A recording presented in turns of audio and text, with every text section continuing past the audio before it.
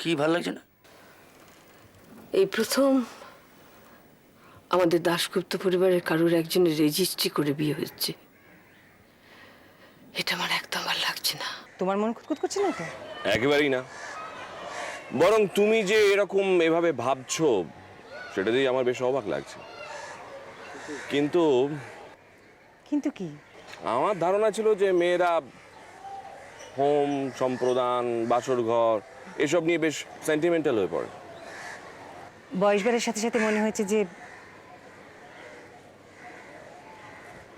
আমি যাকে ভালোবাসি তাকেই যদি বিয়ে করি তাহলে এই সমস্ত রিচুয়ালসগুলো তো একেবারে বাইরের ব্যাপার, তাই না? সত্যি ভালোবাসলে এরকম হয় নাকি? জানতাম না। কিন্তু আমি ভাবছি নিধির কথা। নিধি